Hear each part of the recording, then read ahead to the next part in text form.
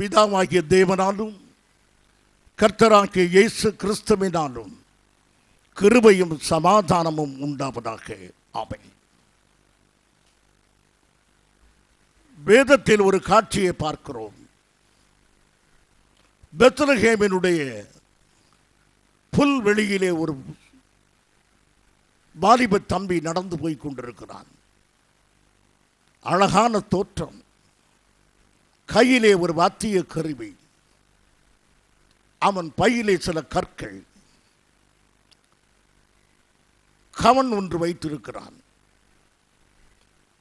சில சமயத்தில் வேட்டையாடுவான், சில சமயத்தில் அவன் இசையை இசைத்து கர்த்தரை அவன் பாடி மகிழ்ந்து கொண்டிருப்பான்.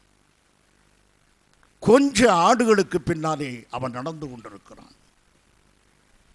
இவனை வேதம் அறிமுகப்படுத்துகிறது ஈசாயின் மகனாகிய தாவீது. ஈசா என்றால் மனுஷன் என்ற அர்த்தம். அப்படியானால் தாவீது மனுஷகுமாரன் என்று அறிமுகப்படுத்தப்படுகிறான். நாம் எல்லாரும் மனிதனுடைய குமார்கள் தான். ஆனாலும் தாவீது அங்கு அறிமுகப்படுத்த மனுஷகுமாரன்.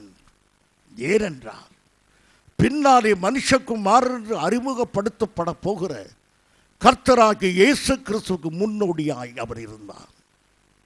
ஆகவே அவன் மனுஷகுமாரன் என்று அவன் அழைத்து தெரிந்தான்.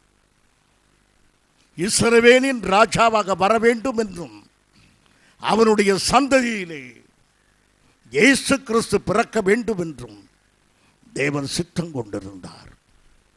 இவை ஒன்றும் அறியாத ஒரு வாலிபனாக, ஒரு சிறு தம்பியாக அவன் அங்கு பெத்லகேமினுடைய வயல்வெளியிலே அலைந்து கொண்டிருக்கிறான். என் பிரியமான சபையே,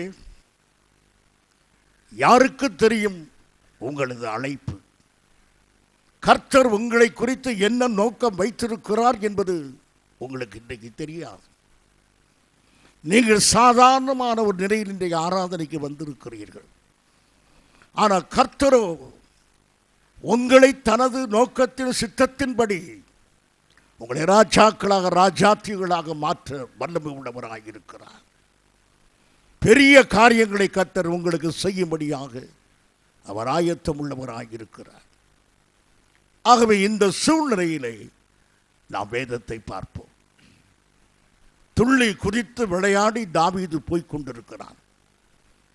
அவனுக்கு தன்னை குறித்து தேவன் என்ன நோக்கம் வைத்திருக்கிறார் என்று தெரியாது. கர்த்தர் நல்லவர், அவர் கிருபை என்று உள்ளது என்று சொல்லி அவன் பாடி மகிழ்ந்து போகிறான்.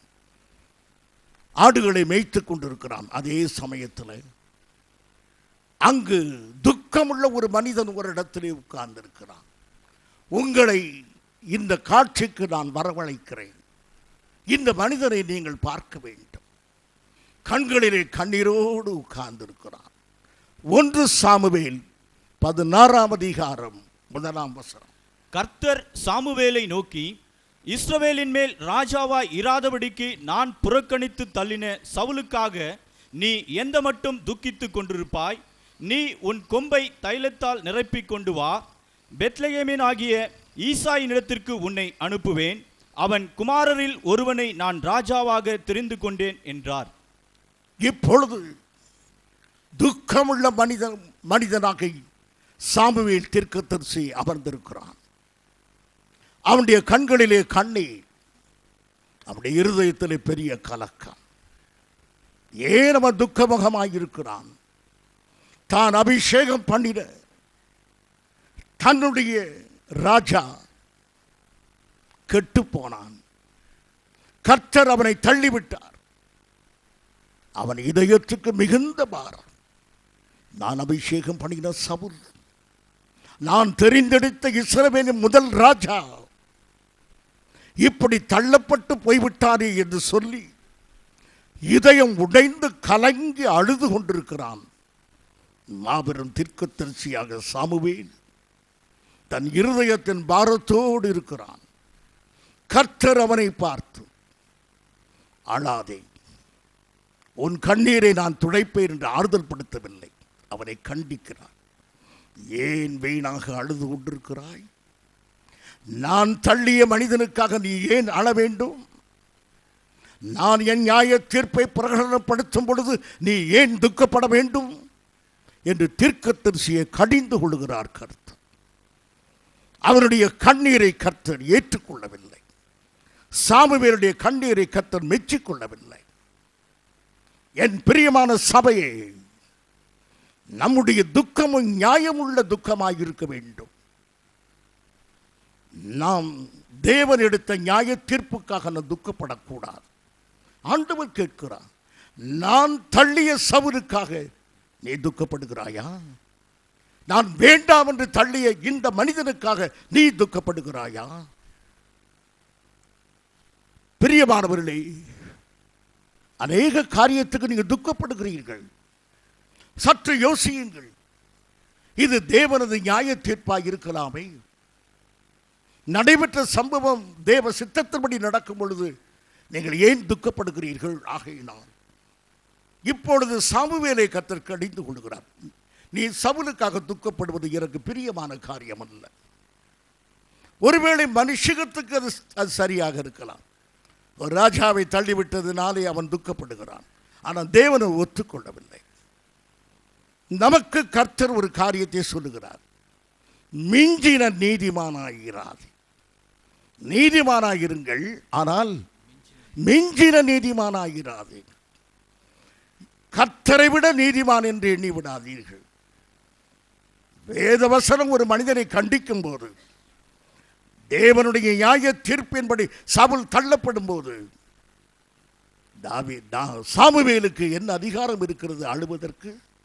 எதற்காக அவன் அழ வேண்டும் என்று கர்த்தர் கேட்கிறார். பிரியமானவர்களே, இந்த சவுலை தள்ளும்போது தேவன் நியாயமில்லாமல் தள்ளவில்லை. தாவீது சவுல் ரெண்டு பேரையும் பார்க்கும்போது நம்முடைய நியாய தீர்ப்பின்படி சவுல் நல்லவன். தாவீது பல குற்றங்களை செய்திருக்கிறான். அந்த குற்றங்களை எல்லாம் சவுல் செய்யவில்லை. ஆனால் தாவீது தான் செய்த பாவத்தை உணர்கிறவன், எப்போதும் பாவத்துக்கு மன்னிப்பு கேட்கிறவன். சவுல் மனம் திரும்பாதவன், பாவத்தை உணர்ந்தாலும் மனம் திரும்பாதவன். 1 சாமுவேல் 15ஆம் அதிகாரம் 30ஆம் வசனத்தை வாசியுங்கள். அதற்கு அவன், நான் பாவம் செய்தேன், நான் பாவம் செய்தேன், ஒத்துக்கொண்டான்.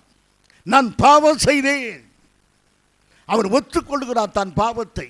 வாசியுங்கள். இப்பொழுது என் ஜனத்தின் மூப்பருக்கு முன்பாகவும், இப்பொழுது ஜனங்களுக்கு முன்பாக, இஸ்ரவேலுக்கு முன்பாகவும், இஸ்ரவேலுக்கு முன்பாக நீர் என்னை கனம் பண்ணி, என்னை கனம் பண்ணும். என்ன அர்த்தம்? என் பாவத்தை மூடும்.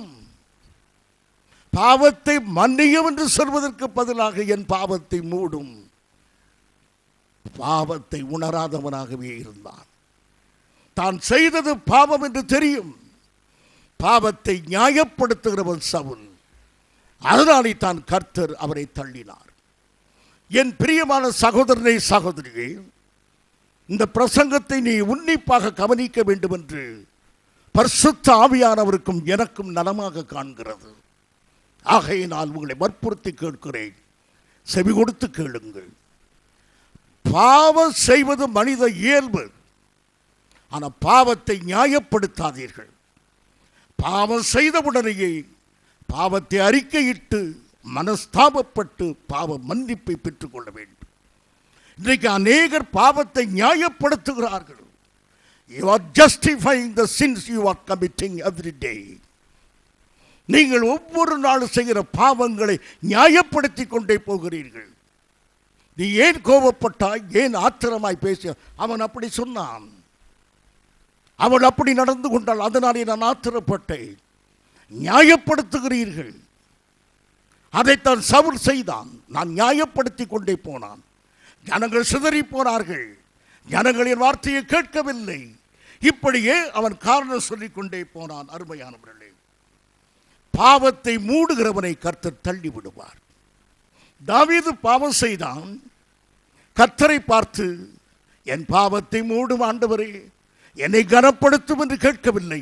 மாறாக சங்கீதம் 51 4 முதல் பகுதி வாசியுங்கள். தேவரீர் ஒருவருக்கே விரோதமாக நான் பாவம் செய்து.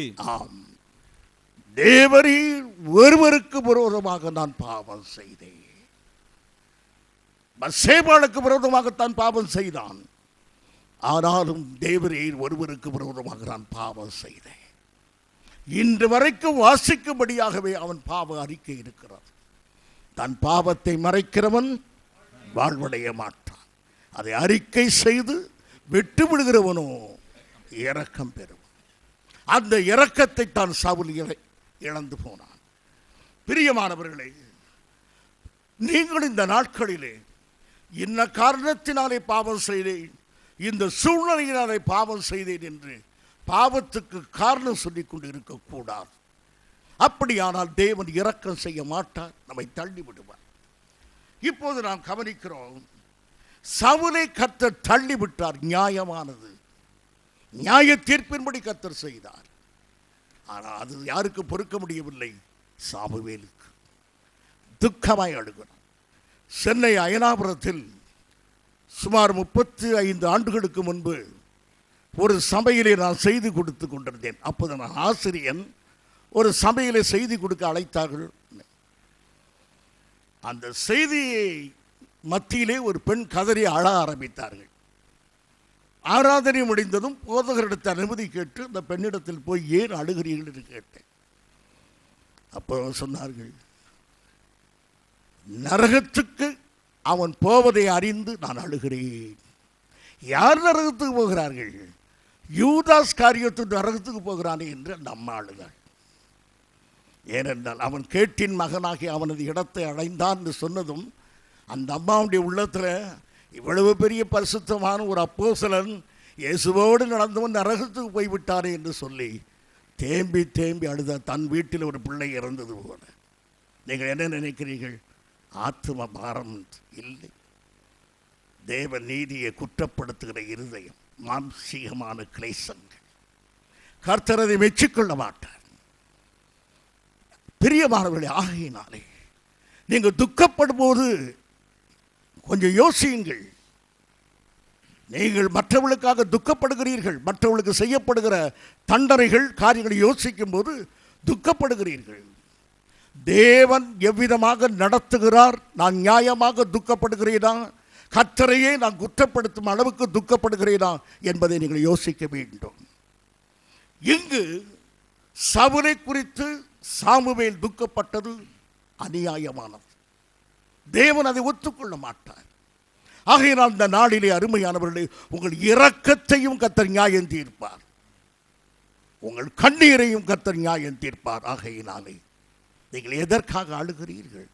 சாமுவேலே ஏன் அழுகிறார்? தேவன் கொடுத்த தண்டனையை அவன் ஏற்றுக்கொள்ள வேண்டும் என்பது நியாயமாக இல்லையா என்று கேட்கிறார். பிரியமானவர்களை கவனியுங்கள். 1 சாமுவேல் 15ஆம் அதிகாரம் 8, 9ஆம் வசனங்கள் இப்படி சொல்லுகின்றன.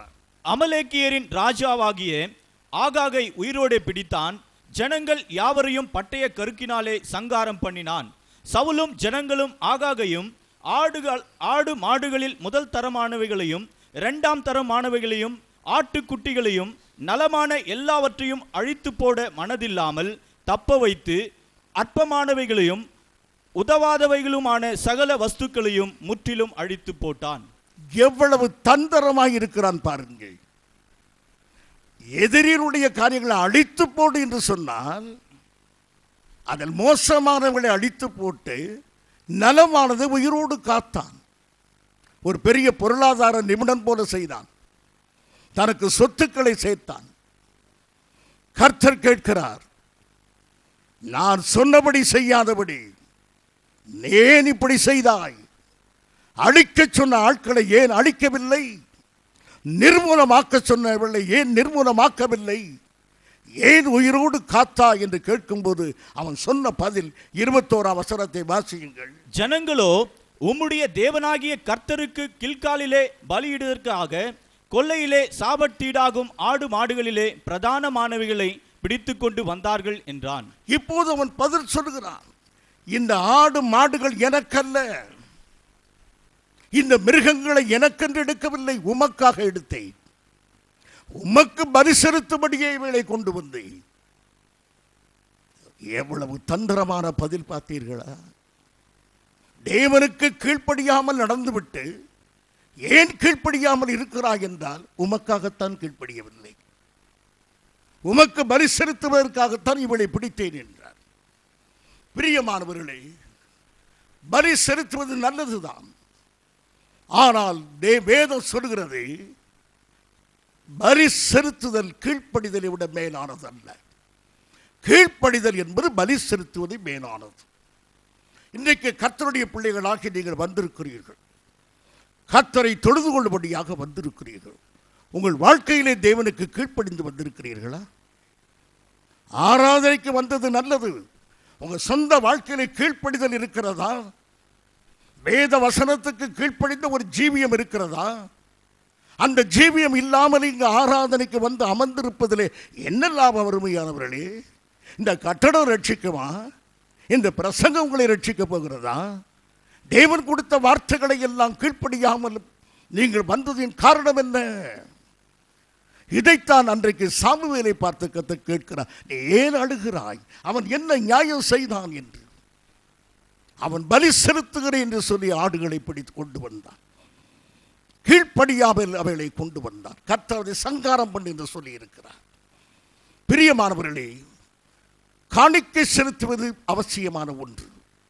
ஆனால் வேதத்தில் நான் பார்க்கிறோம், காணிக்கையை செலுத்தின காயினை பார்க்கிறோம். ஆதியாகமம் 4:7. நீ நன்மை செய்தால் மேன்மை இல்லையோ? நீ நன்மை செய்யாதிருந்தால் பாவம் வாசற்படியில் படுத்திருக்கும், அவன் ஆசை உன்னை பற்றியிருக்கும், நீ அவனை ஆண்டு கொள்வாய் என்றார். இதில் ஒரு பகுதி தான் எனக்கு வேண்டும்.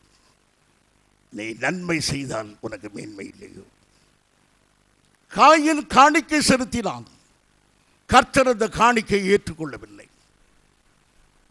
ஏன் கர்த்தர் அதை ஏற்றுக்கொள்ளவில்லை? தேவனது வழியிலே அது செலுத்தப்படவில்லை.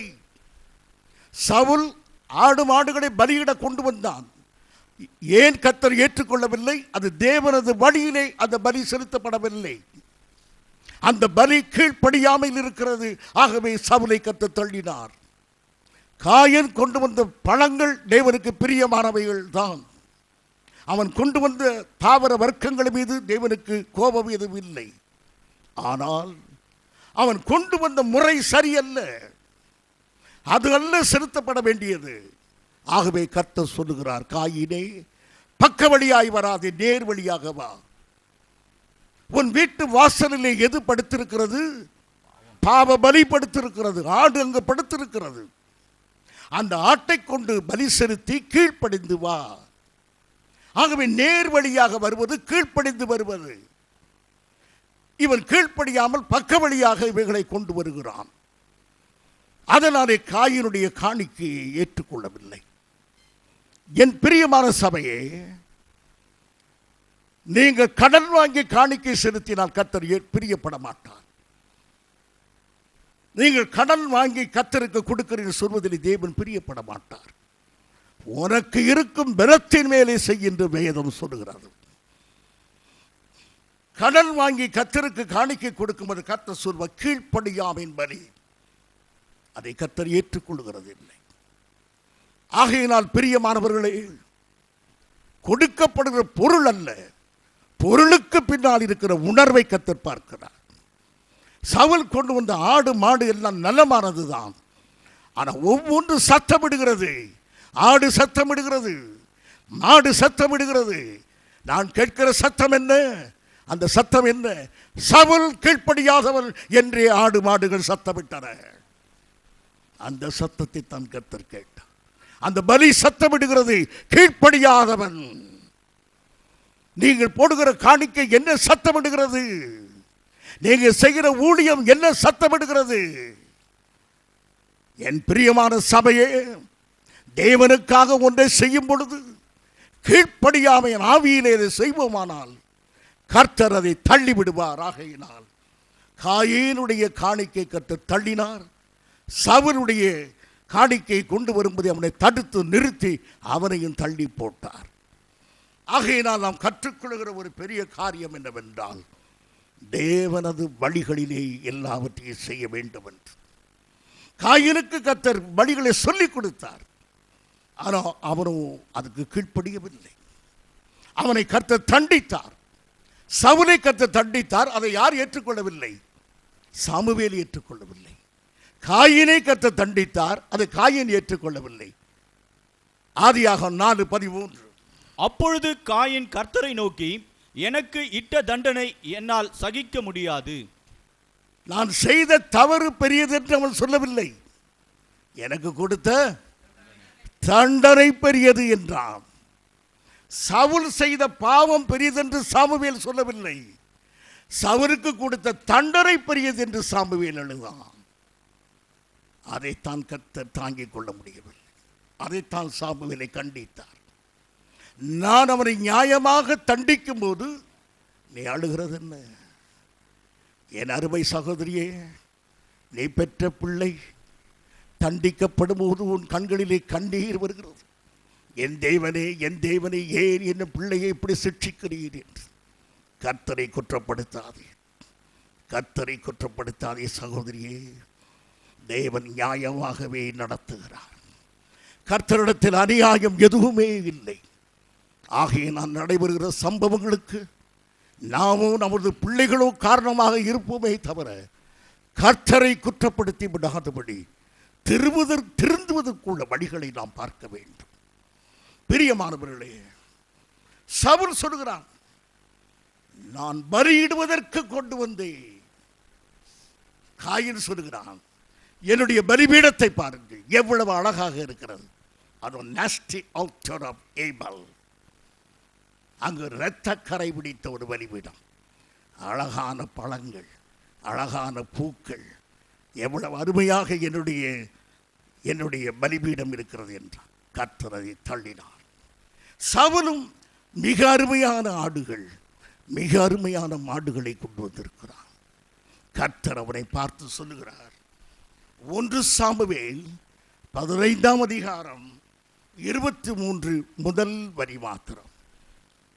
இரண்டகம் பண்ணுதல் பில்லி சூன்ய பாவத்திற்கும். ஆம், நீ இரண்டகம் பண்ணுகிறாய். இரண்டகம் என்றால் என்ன? நீ தவறான வழியிலே வந்து நியாயப்படுத்துகிறாய். நீ செய்வது தவறு, ஆனால் அதை நியாயப்படுத்தி கொண்டிருக்கிறாய். அதுதான் இரண்டகம் பண்ணுகிறாய். சவுல் செய்தது இரண்டகம். ஏன் அப்படி? கீழ்ப்படியாமையில் ஆடு மாடுகளை பிடித்தான். கீழ்ப்படியாமையிலே எல்லாவற்றையும் செய்தான். ஆனால் என்ன சொல்கிறான்? உமக்கு பலி செலுத்துவதற்காக இதை கொண்டு வருகிறேன். கர்த்தர் அதை எந்த பாவம் என்று சொன்னார்? இது இரண்டகம். இந்த இரண்டக பாவத்தை கர்த்தர் எதற்கு சமமாக்கினார்? பில்லி சூனியத்து. யோசிச்சு பாருங்க, இது என்ன ஈக்குவேஷன்? 2 2 10 என்றால் நமக்கு அது பொருத்தமாக தெரியவில்லை. அதுபோல இரண்டக பாவமானது பில்லி சூனியம் என்றார். என்ன அர்த்தம்? பில்லி சூனியம் என்பது தேவனை விட்டு வேறு வழியிலே பதிலை தேடுவது. கர்த்தருடைய பதிலை கர்த்தரை விட்டு வேறு வழியில் தேடுவதுதான் பில்லி சூனியத்தின் நோக்கம்.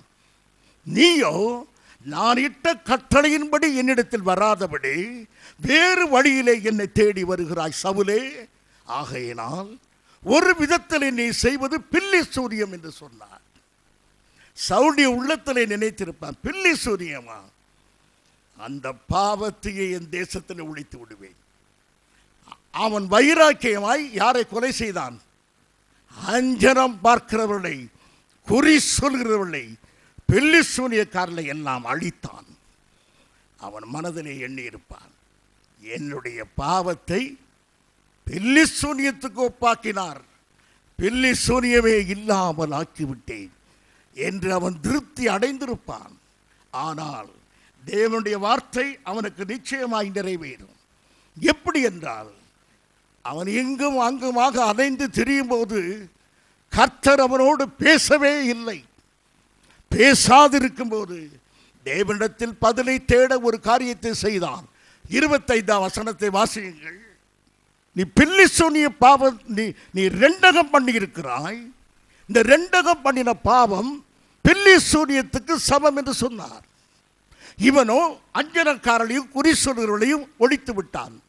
இப்போது அவருடைய மனதிலே ஒரு ஆறுதல், பில்லி சூனிய பாவம் என்று எப்படி இனி சொல்ல முடியும் என்று. ஒரு நாள் வந்தது, அன்றைக்கு கர்த்தர் அவனோடு ஒரு வார்த்தையும் பேசாததினாலே அஞ்சனக்காரியை அவன் தேடினான். அன்றைக்கு யாரை ஒழித்தேன்னு சொன்னானோ அந்த அஞ்சனக்காரியிடத்தை தேடி போய் அவன் கர்த்தரிடத்தில் தேட வேண்டிய பதிலை அவன் அஞ்சனக்காரி தேடினான்.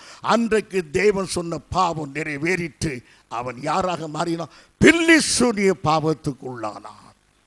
ஆகவே தேவன் ஒரு வார்த்தையை சொல்லும் பொழுது மனிதன் ஜாக்கிரதைப்பட வேண்டும். சவுலை பார்த்து சொல்லுகிறார், நீ பில்லி சூனியம் செய்கிறவனாய் நீ இருக்கிறாய் என்று சொல்லும்போது என்னை இவ்வளவு கடுமையாக கர்த்தர் பேசுகிறார் என்று நாம் அறிய வேண்டும். விக்கிரக ஆராதனைக்காரனை பார்த்து கர்த்தர் என்ன சொல்லுகிறார்? என்ன பாவம் என்று சொல்லுகிறார்? விக்கிரகத்தை வழிபட்டால் கர்த்தர் எந்த பாவத்துக்கு சமமாக்குகிறார்? விபசாரத்துக்கு அது சமமாக்குகிறார். ஆகையினாலே எந்த பாவத்தை குறித்து நம்ம எச்சரிக்கிறாரோ அதற்கு நாம் ஜாக்கிரதைப்பட வேண்டும்.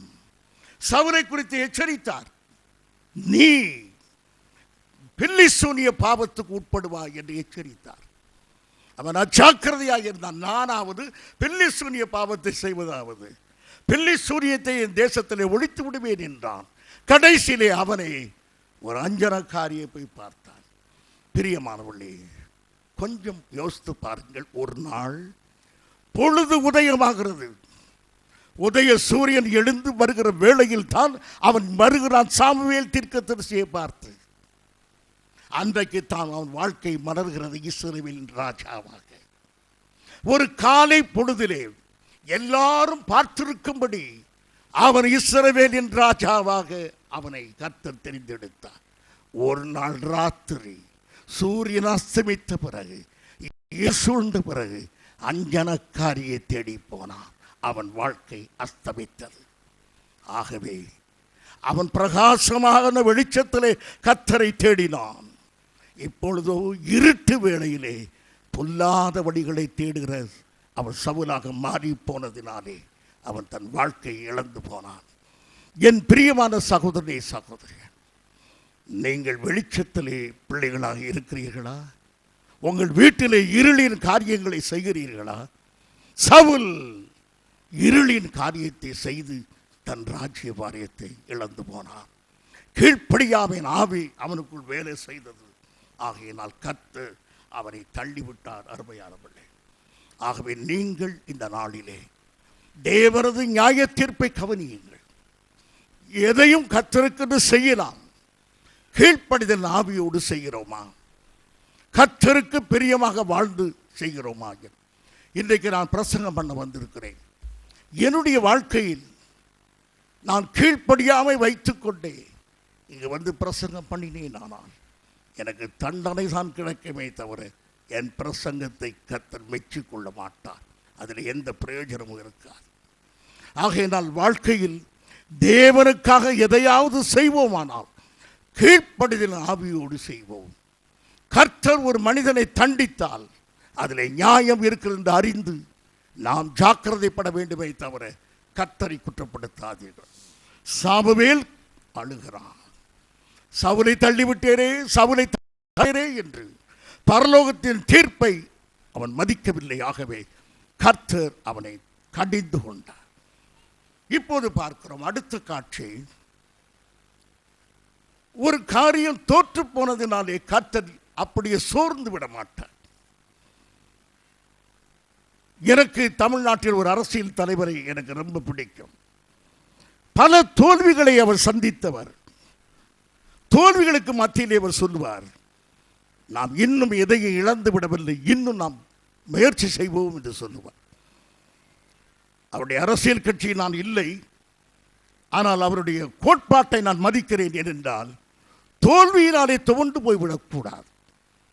எதுவரைக்கும் ஒரு தோல்வி இருக்கும் என்றால் இரண்டாவது நீ முயற்சி செய்கிற வரை இருந்தால். கர்த்தர் பார்த்தார், சவுல் கர்த்தரை விட்டு நீங்கி போனான். உடனே பரலோகம் ஸ்தம்பித்து விடவில்லை, மாற்று யோசனை எடுத்தது. சாமுவேலை பார்த்து, சாமுவேலே, சவுல் என் அழைப்பை தூர தள்ளி போட்டான், அதனால் இனி சோர்ந்து போகாதே, மாற்று ஏற்பாடு சொல்கிறேன். என்ன சொல்கிறார்? வாசியுங்கள் 16:1. பெத்லெகேமேன் ஆகிய ஈசாயினிடத்திற்கு உன்னை அனுப்புவேன், அவன் குமாரரில் ஒருவனை நான் ராஜாவாக தெரிந்து கொண்டேன் என்றார். இப்பொழுது ஈசாயின் மகன் ஒருவனை தெரிந்தெடுத்தேன். கர்த்தரிடத்தில் உடனே ஒரு மாற்று ஏற்பாடு இருக்கிறது. என் பிரியமான சகோதரனே, சகோதரியே, அநேக காரியங்கள் எதிர்பார்த்தது நடக்கவில்லை, சோர்ந்து போகாதீர்கள். God has another way. He has another plan. He has another method. இன்னொரு முறை, இன்னொரு திட்டம், இன்னொரு வழி, another answer, இன்னொரு பதில் உனக்கு வரப்போகிறது. Don't be frustrated over your failure. உன்னுடைய தோல்வியை கண்டு துவண்டு போய் விடாதே. கர்த்தர் இன்னொரு வழியை வைத்திருக்கிறார். Wait upon the Lord. ஆகவே தோற்று போய்விட்டது சொல்லி மனம் கலங்கி போகாதே. சாமுவேலே, எடுத்த பிரயாசம் தோற்று போய்விட்டது, கலங்காதே. சவுல் இப்படி போய்விட்டான் என்று கலங்காதே. I have another man. I have chosen another man. நான் இன்னொரு மனிதனை தெரிந்தெடுத்திருக்கிறேன் என்று சொல்லுகிறார். பிரியமானவர்களே, இப்போது பாருங்கள், சவுலை தெரிந்தெடுத்த விதத்தை பாருங்கள். 1 சாமுவேல் 10:1 வாசியுங்கள். அப்பொழுது சாமுவேல் தைல குப்பியை எடுத்து, எதை எடுத்து? தைல குப்பியை எடுத்தான். இப்போது சாமுவேலை அபிஷேகம் பண்ண போகும்போது என்ன சொல்லுகிறான்? 16:1 வாசியுங்கள். தைலத்தினாலே நிரப்பிக் கொண்டு வா. அப்படியானால் 2 இருக்குது. சாமுவேலை அபிஷேகம் பண்ண எதை எடுக்க சொன்னார்? குப்பியை எடு. தாவீதை அபிஷேகம் பண்ண எதை எடுக்க சொன்னார்? கொம்பை எடு. குப்பி சாதாரண எடுத்துட்டு வரலாம், எந்த கஷ்டமும் இல்லை. ஆனால் கொம்பை எடுக்க வேண்டாம். என்ன செய்ய வேண்டும்? ஒரு மிருகத்தை கொல்ல வேண்டும். ஆகவே கொம்பு என்பது பாடு, உபத்திரவம், கஷ்டம், வேதனை, சங்கடத்தை குறிக்கிறது. ஒன்றை கொன்றுதான் ஒரு கொம்பை எடுக்க வேண்டும். குப்பி தைலம் சாதாரணமாக எடுத்து விடலாம். ஆகவே சவுலுடைய ராஜரீகம் சாதாரணமானது. தாவீதுடைய ராஜரீகம் பாடுகள் நிறைந்தது, கஷ்டங்கள் நிறைந்தது. மனுஷகுமார் இயேசு கிறிஸ்துவுக்கு முன் அடையாளமாக கஷ்டங்களையும் வேதனையும் அறிவிக்கும்படியாகவே கர்த்தர் இப்போது தாவீதை தெரிந்தெடுக்கிறார். பிரியமானவர்களை, நான் முன்பே இந்த கேள்வியை உங்களிடத்தில் ஒரு நாள் கேட்டிருக்கிறேன், இன்றைக்கு திரும்ப கேட்கிறேன். உங்களுக்கு குப்பை தைலத்தினாலே அபிஷேகம் பண்ண விரும்புகிறீர்களா, அல்லது கொம்பு தைலத்தினாலே நீங்கள் அபிஷேகம் பண்ண விரும்புகிறீர்களா? சொல்ல ஆசைதான், ஆனால் பாடுகள் உபத்திரவத்தை அணிவிக்க முடியவில்லையே. கொம்பு தைலத்தினாலே தான் கர்த்தர் நம்மை அபிஷேகம் பண்ணுவார். பாடுகளும் உபத்திரமும் சங்கடங்களும் நமக்கு உண்டு. இவர்களை சந்தித்து தான் தீர வேண்டும். அதுதான் தாவீதுக்கு உள்ள அழைப்பு, தாவீதின் குமாரனுக்கு உள்ள அழைப்பு, குமாரனுக்குள்ளே குமாரனாகிய நமக்கு உள்ள அழைப்பு. ஆகவே இப்பொழுது மாற்று வழியை சொல்லிக் கொடுக்கிறார் அவருக்கு. அருமையானவர்களே, இந்த தாவீதை குறித்து இப்போது பார்ப்போம். 1 சாமுவேல் 16:10-11. இப்படி ஈசாய் தன் குமாரரில் 7 பேரை சாமுவேலுக்கு முன்பாக கடந்து போக பண்ணினான். பின்பு சாமுவேல் ஈசாயை பார்த்து, கர்த்தர் இவர்களில் ஒருவனையும் தெரிந்து கொள்ளவில்லை என்று சொல்லி, உன் பிள்ளைகள் இவ்வளவு தானா என்று ஈசாயை கேட்டான். அதற்கு வந்து நிறுத்தின பிள்ளைகள் 7 பிள்ளைகள். அது ஒன்றாயிரம் தெரிந்து கொள்ளப்படவில்லை என்பது ஒரு பக்கம் இருக்கட்டும். இந்த ஒன்றையும் கர்த்தர் தெரிந்து கொள்ளவில்லை என்பது ஒரு உண்மை. ஆனால் அதை விட ஒரு வருத்தமான உண்மை, ஈசாயே யாரை எண்ணவில்லை? தாவீதை எண்ணவில்லை. அந்த 8வது மகனுடைய எண்ணமே அவனுக்கு வரவில்லை. என் பிரியமான சகோதரனே, என் அருமையான வாலிப தம்பி, உங்கள் பெற்றோர் உங்களை எண்ணவே இல்லையா? என் அருமையான வாலிப பெண்ணை, குடும்பத்தில் உன்னை ஒரு பொருட்டாகவே எண்ணுகிறது இல்லையா? உன்னை அற்பமாகவே எண்ணுகிறார்களா? அநேக பிள்ளைகள் சொல்லுவார், என் தாய் என்னை ஒரு பிள்ளையாகவே எண்ணுகிறது இல்லை, என் தகப்பன் என்னை பொருட்டாகவே எண்ணுவதில்லை. ஏசாயை அவனை ஒரு பொருட்டாக அந்த எண்ணவில்லை. என்ற இளையவன் அவனை ஒரு பொருட்டாக எண்ணவில்லை. பரலோகம் அவனைத்தான் பொருட்டாக எண்ணியது. வேலை ஸ்தலத்திலே உன்னை ஒரு பொருட்டாக எண்ணி இருக்க மாட்டார்கள் இன்றைக்கு. ஆனால் கர்த்தரோ உன்னை பொருட்டாக எண்ணி உயர்த்துவார். ஆரம்ப நாட்களை எண்ணி பாருங்கள். நீங்கள் வேலை செய்த இடத்துல உங்களை அற்பமாக எண்ணி இருக்கிறார்கள். நீங்கள் அற்பமாய் நடத்தப்பட்ட காலம் ஒன்று இருக்கும். இன்றைக்கு நீங்கள் கௌரவமாக நடத்தப்படுகிறீர்கள். ஏனென்றால் தேவன் உங்களை ஒரு பொருட்டாக எடுத்தார். ஆமென். ஆகையினால் நீங்கள் உலகமோ சூழ்நிலையோ உங்களை அற்பமாக எண்ணலாம். சோர்ந்து போய்விடாதீர்கள். தாவீதை அவன் குடும்பம் அற்பமாக எண்ணியது, கர்த்தரோ அவனை அற்புதமாக எண்ணினார். ஆகையினாலே தான் அவனை ராஜாவாக மாற்றினார். இன்றைக்கு உன்னை அற்பமாக பலர் எண்ணுவதனாலே சோர்ந்து போய்விடாதே. தாவீது மேலுள்ள அழைப்பு அவன் மீது இருக்கிறது. சால்வை அவன் மீது விழுந்திருக்கிறது. உலகம் அதை கண்டுகொள்ளவில்லை.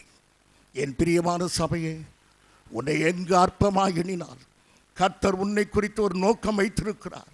அதை எண்ணி சந்தோஷமாகிரு. உலகம் உன்னை புறக்கணிப்பதை குறித்து வருத்தப்படாது. தாவீதை அவன் குடும்பம் புறக்கணித்தது, கர்த்தரோ அவனை தெரிந்தெடுத்தார். அருமையானவர்களே, இப்படி ஆக தாவீதை கர்த்தர் தெரிந்தெடுத்தார். அடுத்த காட்சி, தாவீதை அபிஷேகம் பண்ணுகிற சாமுவேலை குறித்து நாம் மறுபடியும் பார்ப்போம்.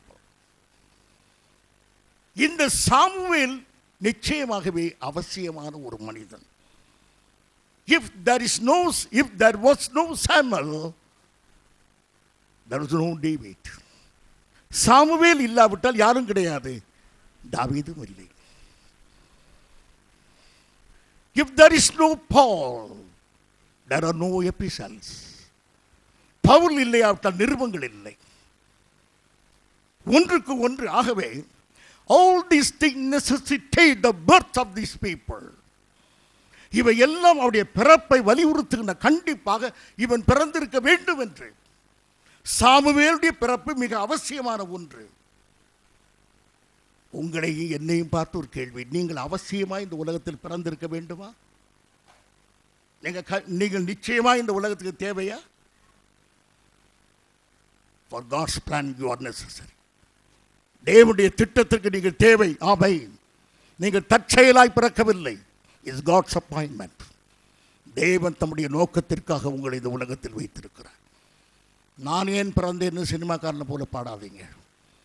நாம் தேவ நோக்கத்துக்காக பிறந்திருக்கிறோம். ஆக யாரும் மனம் நொந்து இருக்காதீங்க, நானும் பிறந்தேனே என்று. நீங்கள் பிறந்தது தெய்வ சித்தம். நீங்கள் இந்த உலகத்தில் இருப்பது தேவனுடைய நோக்கத்தை நிறைவேற்ற. ஆனால் நீங்கள் உங்களை பார்த்து கேளுங்க, நான் பிறக்காவிட்டால் என்ன நடந்திருக்கும்? நாம் ஒவ்வொருவரும் யோசிக்க வேண்டும், நான் இல்லாவிட்டால் என்ன ஆகும்? நான் நிச்சயமாய் தேவனுக்கு தேவையாக இருக்கிறேன் என்பதை நீங்கள் உணர வேண்டும். இப்போது கேள்வி, நீங்கள் என்னதான் செய்கிறீர்கள்? உங்களை கொண்டு என்னதான் நடக்கிறது? சமுதாயத்துக்கு நன்மையா? உங்கள் அக்கம் பக்கத்துக்கு நீ ஆசீர்வாதமாக இருக்கிறீர்களா? உங்களை கொண்டு யாருக்கு லாபம்? சாமுவேல் தீர்க்கதரிசி சொல்லுவான், ராஜாக்களை உண்டு பண்ணுகிறவன், தேசத்தை கண்டிக்கிறவன், கர்த்தருடைய மனுஷனாக விளங்கிறவன். ஆகவே சாமுவேல் தேவை. பிரியமானவர்களே, இவன் பிறவாதிருந்தால் நலமாக இருக்கும் என்று ஒரு மனிதனை குறித்து சொல்லப்பட்டது. யாரை குறித்து? யூதாஸ்காரியத்.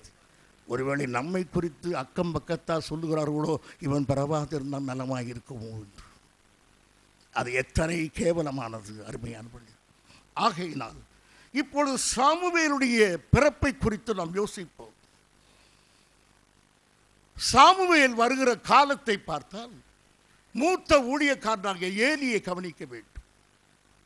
ஏலி எப்படி இருக்கிறான் பார்ப்போம். ஏலியுடைய காலத்தில் தான் சாமுவேல் பிறந்தான். இவன் தான் மூத்த போதகர், இவன் தான் மூத்த ஆசாரியன், இவன் தான் ஒரு தீர்க்கதரிசி. 1 சாமுவேல் 3:13. அவன் குமாரர் தங்கள் மேல் சாபத்தை வரப்பண்ணுகிறதை அவன் அறிந்திருந்தும் அவர்களை அடக்காமற் போன பாவத்தின் நிமித்தம் நான் அவன் குடும்பத்திற்கு என்றும் நீங்காத நியாய தீர்ப்பை செய்வேன் என்று அவனுக்கு அறிவித்தேன். ஒரு பெரிய ஊழியக்காரன், அந்த இஸ்ரவேல் சபையை நடத்தினவன், 1000 பேருக்கு ஆலோசனை சொன்னவன், தன் சொந்த குடும்பத்தை சரியாக நடத்தவில்லை. அவன் பிள்ளைகள் அக்கிரமமாய் நடக்கும்போது அதை சகித்துக் கொண்டிருந்தான், அதை கண்டிக்கவில்லை. ஒரு ஊழியக்காரன் தன்னுடைய பிள்ளைகளை அவன் கண்டிக்க வேண்டும். அப்படி கண்டிக்காமல் இருந்தான். அவன் பிள்ளைகள் கொடிய பாவத்தை செய்தார்கள். அப்போது அவன் சொல்லுகிற பதிலை 14ஆம் வசனத்தை வாசியுங்கள். அது நிமித்தம் ஏலியின் குடும்பத்தார் செய்த அக்கிரமம் ஒருபோதும் பலியின் ஆவது காணிக்கையினால் ஆவது நிவர்த்தி ஆவதில்லை என்று ஏலியின் குடும்பத்தை குறித்து ஆணையிட்டிருக்கிறேன் என்றார். இந்த பாவத்தை நாம் மன்னிக்கிறதே இல்லை என்று சொன்னார். ஏன் தெரியுமா? அறியாமல் செய்யவில்லை ஏலியின் பிள்ளைகள், அறிந்தே செய்தார்கள், அக்கிரமத்தை நடப்பித்தார்கள். என் தகப்பன் பெரிய ஊழியக்காரன், நாங்கள் இப்படித்தான் நடப்போம். ஆகவே அவர்கள் மீறி நடந்தார்கள். கண்டிக்க வேண்டிய ஏலியோ தன் பிள்ளைகளை கண்டிக்காமல் போனான். ஜனங்கள் எல்லாரும் வந்தார்கள். ஏலி, உன் பிள்ளைகள் இப்படி நடக்கிறார்களே, நீ அதை கண்டிக்கவில்லையா என்று கேட்டார். இங்கு கவனியுங்கள், ஏலிக்கு விரோதமாக ஜனங்கள் கிளர்ச்சி செய்யவில்லை. ஏலியை மாற்ற வேண்டும் என்று அவர் கிளர்ச்சி செய்யவில்லை. ஜனங்கள் ஏலியிடத்திலேயே கேட்கிறார்கள், உன் பிள்ளைகள் இப்படி செய்கிறார்களே, நீ ஏன் கவனமற்று இருக்கிறாய் என்று நேரடியாக போய் கேட்கிறார். ஏலி என்ன செய்திருக்க வேண்டும்? பிள்ளைகளை அழைத்து, இனி தேவாலயத்துக்குள் வராதே, இனி நீ ஊழியம் செய்யாதே, இனி இந்த கூடாரத்துக்குள் நுழையாதே என்று கண்டிப்பதற்கு பதிலாக அவன் கூப்பிட்டு பேசுகிறான். பாருங்கள், 1 சாமுவேல் 2:12. ஏலியின் குமாரர் பேலியாளின் மக்களாய் இருந்தார்கள், அவர்கள் கர்த்தரை அறியவில்லை. நீங்கள் இப்படிப்பட்ட காரியம் செய்கிறது என்ன?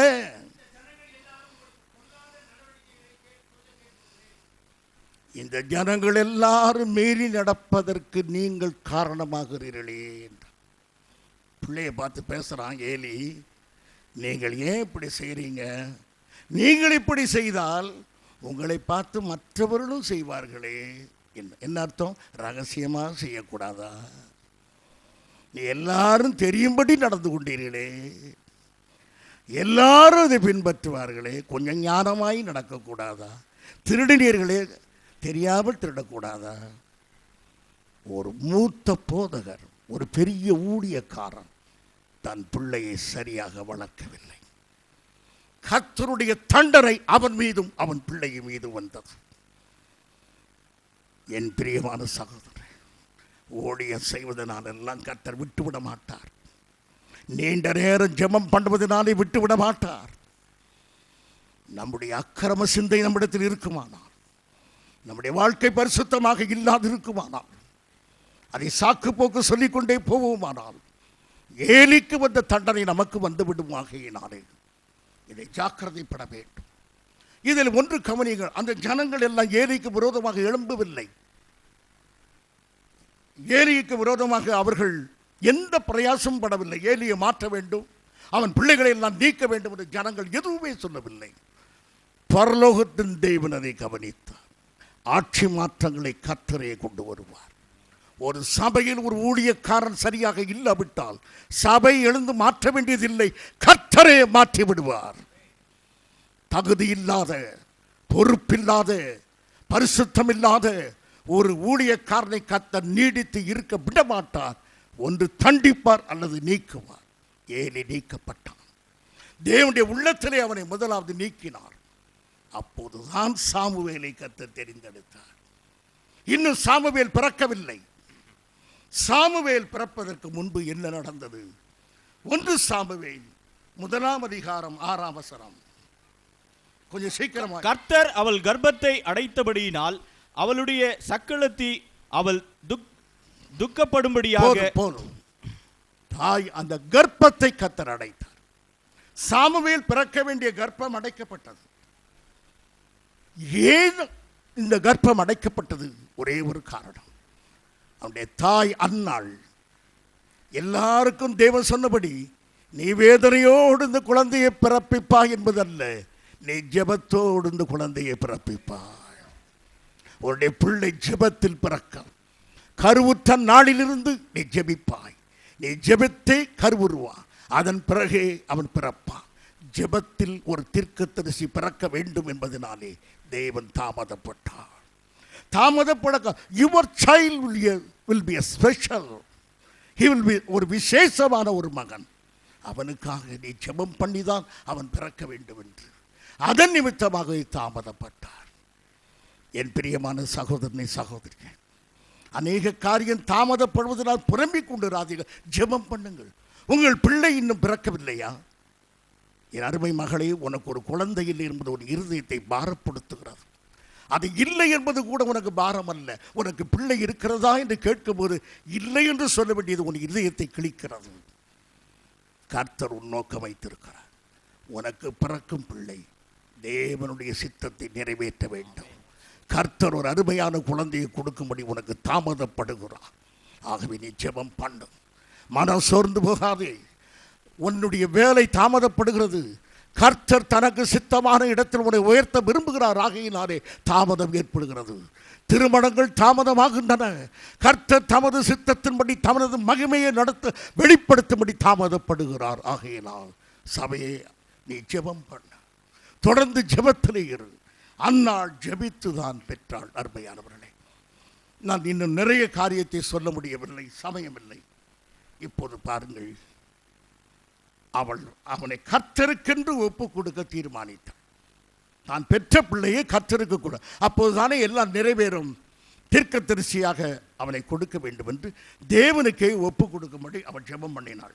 1 சாமுவேல் 1:11 வாசியுங்கள்.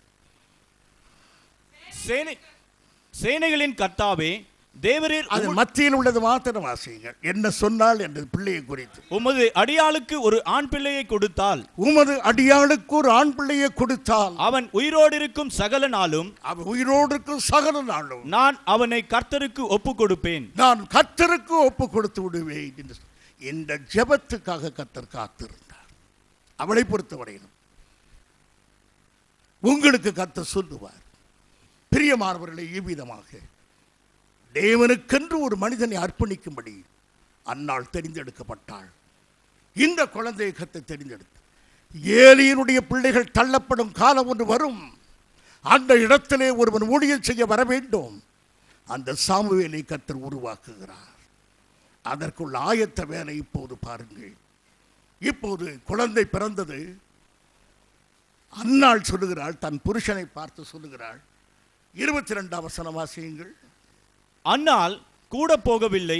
அவள் பிள்ளை பால் மறந்த பின்பு அவன் கர்த்தரின் சந்நிதியிலே காணப்படவும் அங்கே எப்பொழுதும் இருக்கவும் நான் அவனை கொண்டு போய் விடுவேன் என்று தன் புருஷனிடத்தில் சொன்னாள்.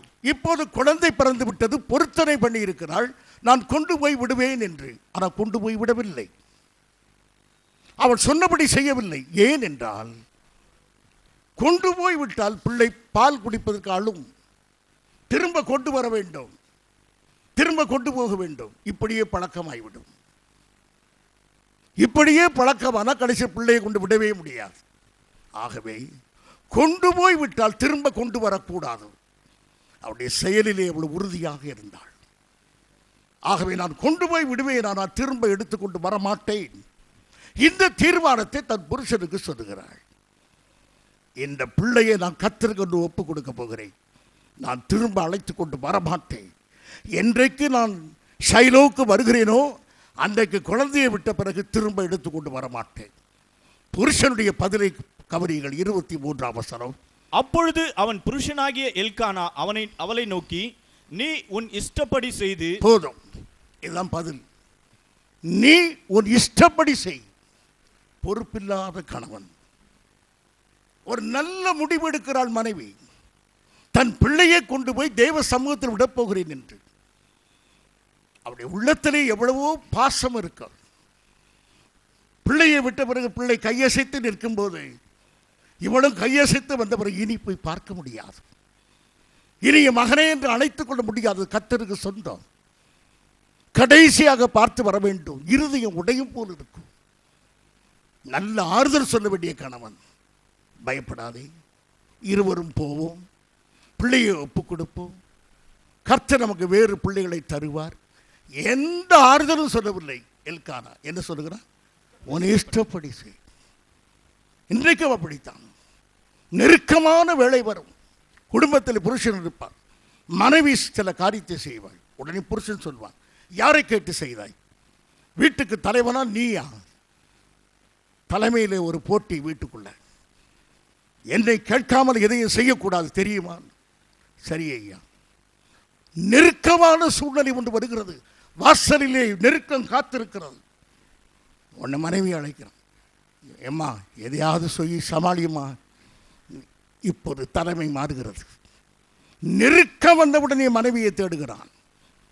மற்ற நாட்களெல்லாம் முன் நிற்கிறவன்.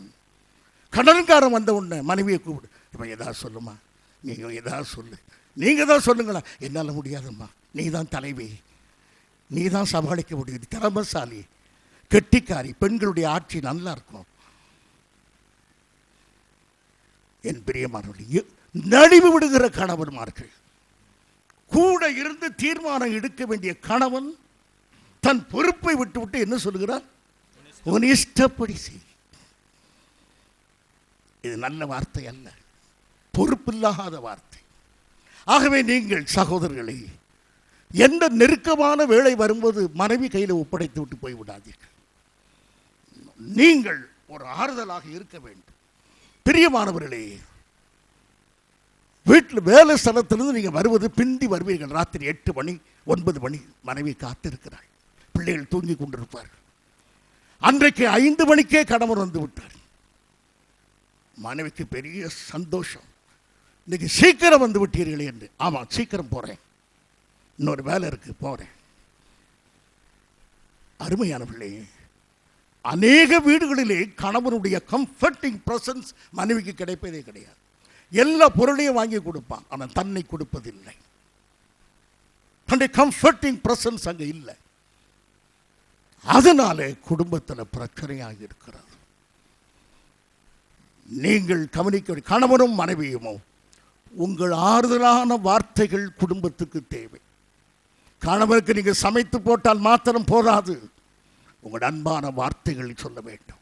பணம் சம்பாதித்து கொடுத்தால் மாத்திரம் போதாது, உங்களுடைய அரவணைப்பு உங்கள் மனைவிக்கு தேவையாகவே. த கம்ஃபர்டிங் பிரசன்ஸ். உங்கள் என்ன வேண்டும் என்று கேட்டால், என் புருஷன் என்னோடு கூட இருக்க வேண்டும் என்று சொல்லுவாள் மனைவி. எல்கானா தன் கடமையிலிருந்து தவறுகிறான். பிரியமானவர்களே, ஆணோ பெண்ணோ தங்கள் குடும்பத்திலே நெருக்கங்கள் வரும்போது, பிரச்சனை வரும்போது சேர்ந்து பணியாற்ற வேண்டுமே தவிர உன் இஷ்டப்படி செய் என்று சொல்லி விலகிவிடக்கூடாது. அந்த காரியத்தை தான் இவன் செய்தான். அருமையானவர்களே, இப்போது நான் சீக்கிரமாக 3 குறிப்பை நான் முடிக்க வேண்டும்.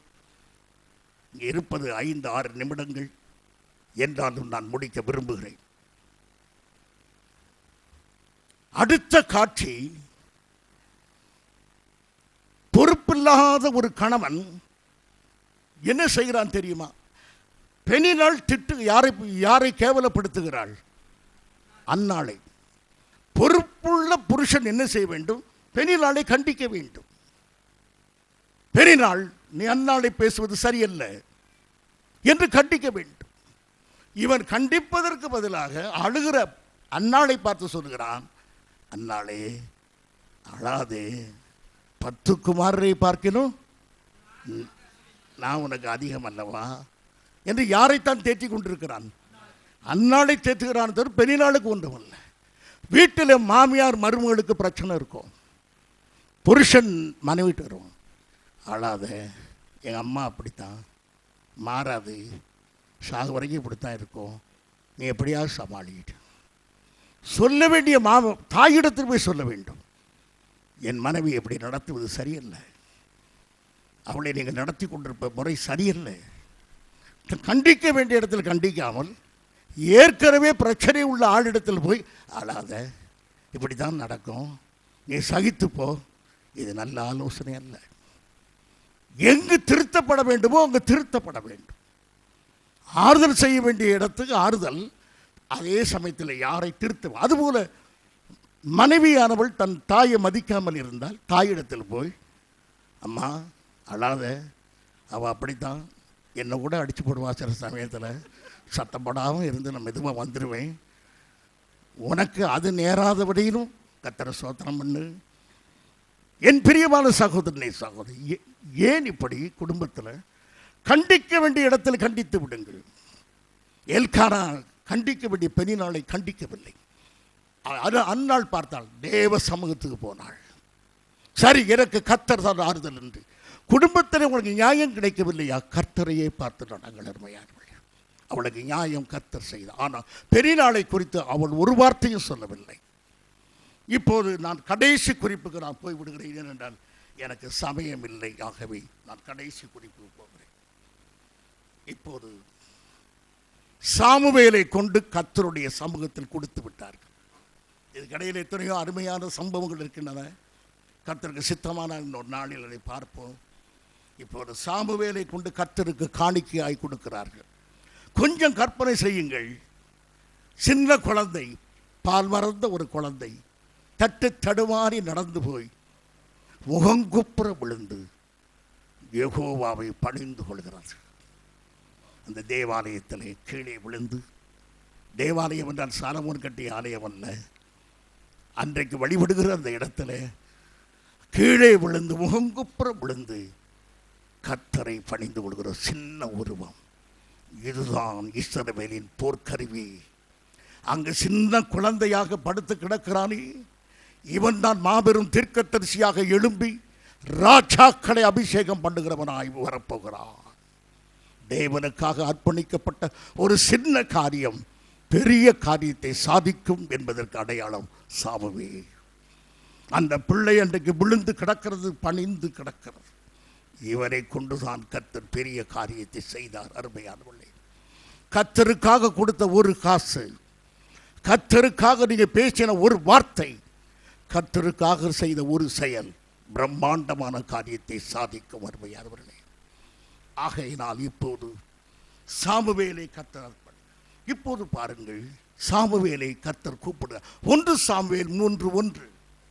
சாமுவேல் என்னும் பிள்ளையாண்டான் ஏலிக்கு முன்பாக கர்த்தருக்கு பணிவிடை செய்து கொண்டிருந்தான். அந்நாட்களிலே கர்த்தருடைய வசனம் அபூர்வமாய் இருந்தது, பிரத்யட்சமான தரிசனம் இருந்ததில்லை. அன்று கர்த்தருடைய வார்த்தை கிடைக்கவே இல்லை. ஏலி மூலமாக வார்த்தைகள் வெளிப்படவில்லை. ஏனென்றால் அவன் மூலமாய் கர்த்தர் பேசவில்லை. ஏலியின் குமாரன் மூலமாய் கர்த்தர் பேசவில்லை. இனி யார் மூலமாகத்தான் கர்த்தர் பேச வேண்டும்? சாமுவேல். சாமுவேல் சிறு பிள்ளை. இப்போது கர்த்தர் சாமுவேலை பயிற்சி பண்ணுகிறார். சாமுவேலை கர்த்தர் கூப்பிடுகிறார். 3ஆம் அதிகாரம் 10ஆம் வசனம். அப்பொழுது கர்த்தர் வந்து நின்று முன்பு போல சாமுவேலே சாமுவேலே என்று கூப்பிட்டார். அதற்கு சாமுவேல், சொல்லும், அடியேன் கேட்கிறேன் என்றான். இந்த குறிப்பை நீங்கள் கவனமாக கேளுங்கள். சாமுவேல் சொல்கிறான், நீ சொல்லும், அடியேன் கேட்கிறேன். சாமுவேலுக்குள்ள பயிற்சி என்ன தெரியுமா? லிசனிங். அவன் கர்த்தருடைய வார்த்தையை கவனிக்க வேண்டும். இவன் கர்த்தருடைய வார்த்தையை கவனித்தால் இவன் பேசும்போது கர்த்தரும் கவனிப்பார். அதனாலே முதலாவது கற்றுக் கொடுக்கிறார், கவனிக்க வேண்டும் என்பது. தேவன் பேசுவதை கவனிக்க வேண்டும். தேவன் பேசுவதை கவனித்தால் இவன் பேசும்போது தேவன் கவனிப்பார். Then there is a communication. There will be communication, then there will be understanding. When there is understanding, there will be a fellowship. When there is a fellowship, there will be worship. அங்கு தொழுகை இருக்கும். ஆகவே இப்பொழுது அவனுக்கு கற்றுக் கொடுக்கிறார், கவனி என்று. கவனத்தை கற்றுக் கொடுக்கிறார். ஏனென்றால் கவனித்தால் தான் இவன் பேசுவான். சாமுவேல் இப்போது பேச வேண்டும்.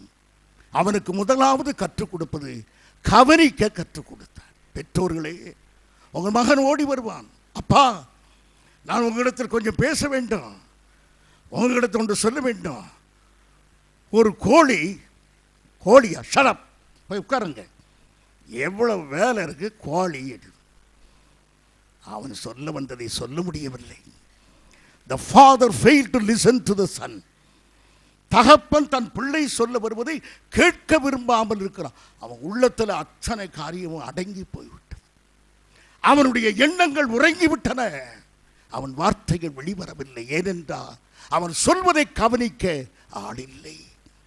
தாயிடத்தில் ஓடி போகிறான், அம்மா நான் உனக்கு ஒன்று சொல்ல விரும்புகிறேன், தொந்தரவு பண்ணாதே மகனே, அம்மா வேலை செய்து கொண்டிருக்கிறேன், அப்புறம் பேசலாம் போ.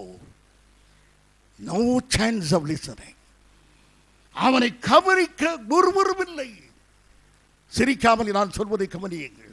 குடும்பத்திலே நீங்கள் பிள்ளைகள் பேசுவதற்கு நீங்கள் இடம் கொடுக்கவில்லை. காரணம், நீங்கள் பிள்ளைகளை கவனிக்க தவறுகிறீர்கள். பிள்ளைகள் உள்ளத்தில் ஆயிரம் எண்ணங்கள் இருக்கின்றன. அந்த எண்ணங்களை அவர்கள் சொல்வதற்கு உங்களை தேடி வருகிறார்கள். வாலிபராயிருக்கலாம், சிறு குழந்தையாயிருக்கலாம். அவர்களிடத்தில் சொல், அடியேன் கேட்கிறேன் என்று சொல்வது போல நீங்களும் உங்கள் பிள்ளைகளிடத்தில் சொல், அப்பா கேட்கிறேன், சொல் மகளே, அம்மா கேட்கிறேன். இந்த முறையில் நீங்கள் குடும்பத்தை வைக்க வேண்டும். பேசுவதை கவனியுங்கள். அப்படி கவனிக்காவிட்டால் அந்த எண்ணங்கள் முழுவதும் உள்ளே அடங்கி கோபம், வைராக்கியம் உண்டு.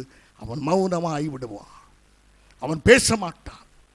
அதன் பிறகு தகப்பன் சொல்லுவான், உங்க பையன் ஏன் இப்படி போகிறான் என்று. அவன் பையனா? அவன் என்னிடத்தில் பேசுகிறதே இல்லை. வயது என்ன? 25 வயது. என் மகன் என்னோடு பேசுகிறதில்லை. ஏன் பேசவில்லை? 5 வயதில் உன்னோடு பேச ஆசையோடு வந்த உன் பிள்ளையை பேசாமல் போய் மூலையில் உட்காரு, எனக்கு வேலை இருக்கிறது என்று சொல்லி அமர வைத்தாய். அவனுடைய எண்ணங்கள் எல்லாம் அவன் உள்ளத்திலே தங்கி தங்கி தங்கி பேச முடியாதபடி இன்றைக்கு மௌனமாய் போய்விட்டான். அவன் எண்ணங்கள் இருதயத்தில் தேக்கம், அவனாலே பேச முடியவில்லை.